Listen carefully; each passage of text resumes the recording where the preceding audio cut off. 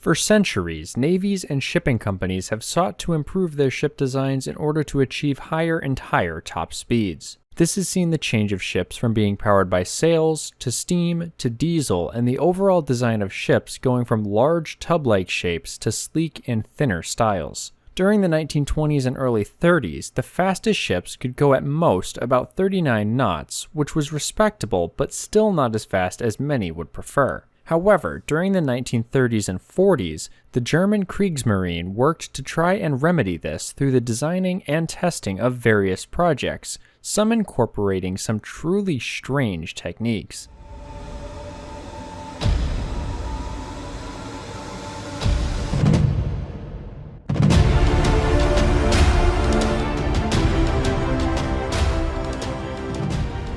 While many of these boats we look at today are just that, boats, let's start with the largest project that aimed to design a completely new type of ship. The main problem when it comes to the speed of ships is how their hulls react with the water, with the conventional design being a bow that is used to cut through the water and waves in order to streamline the ship's movement. But what if you could make a ship that could go even faster than conventional ships and at the same time not be a massive target? This was the idea of Rudolf Engelmann in the 1930s, to develop a hull that could be used for a new class of destroyers or torpedo boats that could reach the speed of 39 to 50 knots. In March of 1934, Engelmann submitted his design to the Patent Office, which depicted a strangely shaped semi-submersible ship. As you can see in the drawing, most of the ship's hull was placed under the water with a small superstructure above it. This presented an extremely streamlined shape, and in 1935, the design would be finalized to the vessel, which was eventually built. With these updates, Engelmann caught the attention of the Kriegsmarine due to the ship's revolutionary, unique design. In 1938, it was decided that there was potential for a ship that could attack its target at high speeds with little to no detectability, and therefore a prototype was ordered. The ship was built in 1940 and launched in 1941 with the name Versuchs-Schnellboot 5. She was powered by 4 MAN L117 19/30 diesel engines and was 160 feet long with a draft of 11 feet 10 inches. Her superstructure only extended 12 feet 6 inches above the water. With the ship only displacing 292 tons, it was projected to reach Engelmann's goal of 50 knots. For weaponry, it was planned to be armed with 2 torpedo tubes and 2 20mm cannons.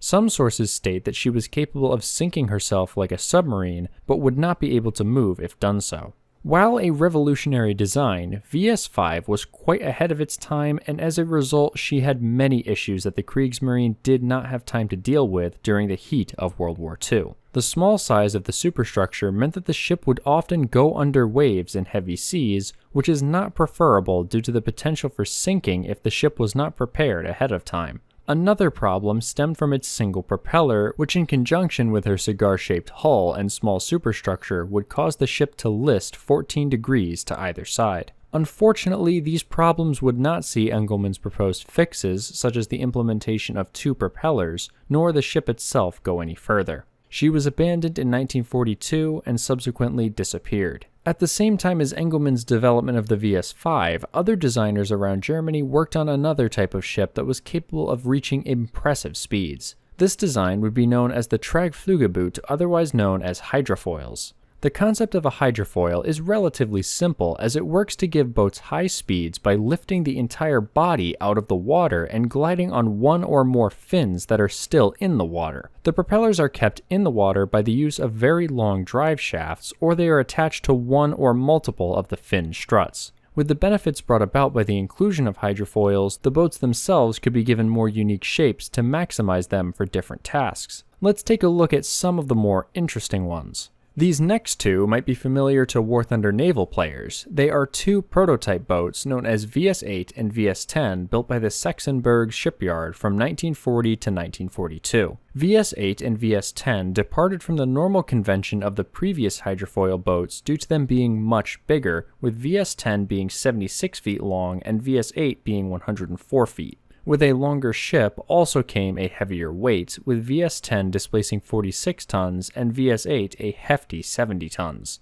VS-8 was originally meant to be a new class of these hydrofoils, and its larger size is due to it being ordered as a form of landing craft for Africa Corps units. It would be able to transport materials and vehicles under 26 tons, but not be at the same risk due to their high speed and smaller size than regular transport ships. In order to load a vehicle, the aft bay would be flooded in order to allow for a specially designed pontoon to be floated. This pontoon was equipped with two 40-horsepower engines, which would allow for it to be driven to shore or a dock, and then a vehicle would be driven on it. It has been stated that this would be either cars or tanks, such as the Panzer 38T or even the Panzer III or IV. When testing the pontoon, it was found that it only took 2 minutes to load and less than a minute to unload. It is unknown how a vehicle such as either of these may have affected its hydrofoiling capabilities, as tests were either never conducted with simulated vehicles or the records were lost. Another proposed use for the boat was as a mine layer, where it would use its high speed to reach critical locations and drop its load of 15 to 20 mines.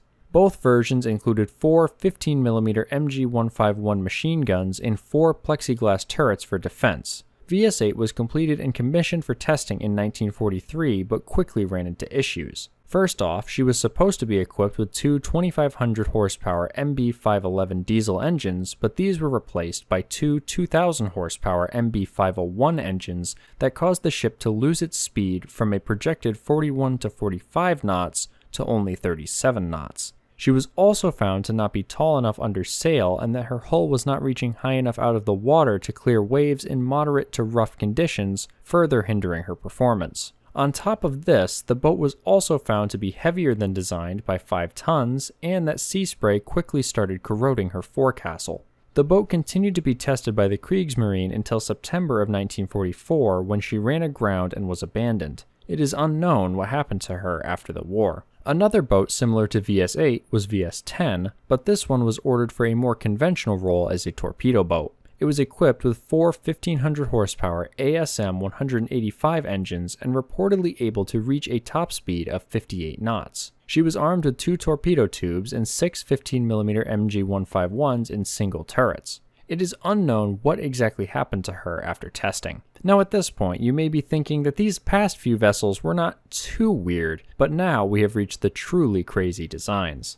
We saw earlier that one of the planned benefits of Engelmann's VS-5 was that it would be hard to detect, but what if you tried even harder to be undetectable without using a submarine? Well, this is where the Bogvard Company, the same ones that made the Goliath mine, came in. In 1944, the Germans knew that the Allies were planning to land somewhere in France, and Bogvard was tasked with the creation of boats that could be used in the defense. It was a very small frameless boat, only reaching 22 feet long with a minuscule draft of only 1 foot. They were made of sheet metal and designed to be mass-produced quickly. Due to its shape, the boat was called the Schlitten or sled and was equipped with a 90 horsepower engine. It was armed with 2 torpedoes that would be attached to either side. Despite its small size, the engine was very underpowered and the torpedoes did not help it. The prototype only reached 12 knots.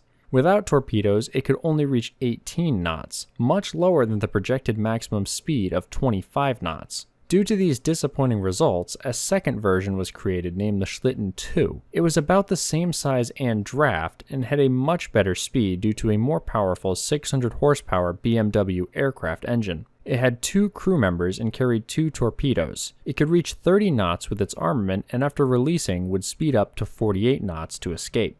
48 knots might be a nice speed, but what if you wanted to go even faster? There have been plenty of designs incorporating aircraft engines in history, but what if you took it a step further and strapped on an engine from a cruise missile?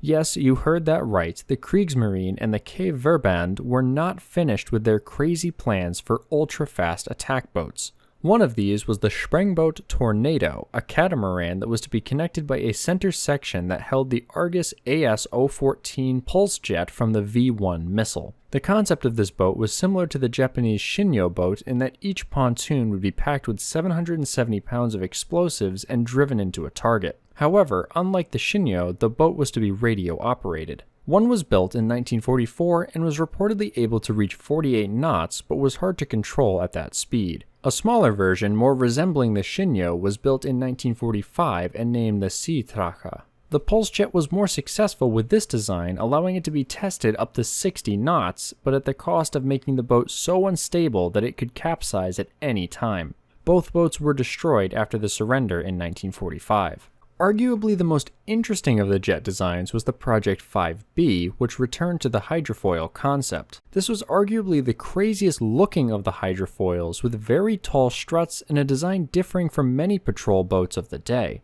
The 5B was to be powered by either two pulse jets from the V1 or Junkers Umo 004 turbojets mounted on either sides of the boat. These would provide over 2,000 horsepower and propel the ship over 40 knots, some sources stating even up to 70 knots. The boat was to be armed with a top turret consisting of 2 to 4 15mm or 20mm cannons, with some sources showing the boat with additional mounts to give a total of over 10 cannons and machine guns. It is not known if the boat would be given torpedoes, but given the necessity for anti-ship capability at the time, 2 torpedoes would likely be mounted in the rear. The Projekt 5B did not go any further than the drawing boards, but a hydrofoil with very similar characteristics was created in 1954 by Friedrich Wendel and is currently on display at the German Maritime Museum.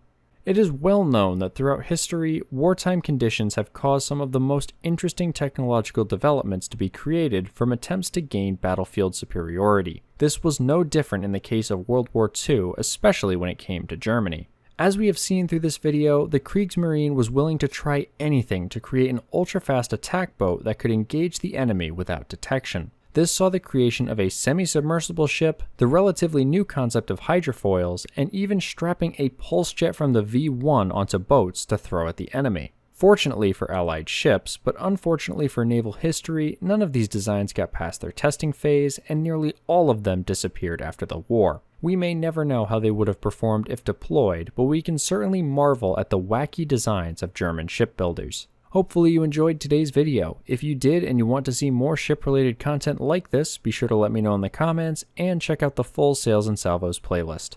I'll see you in the next video.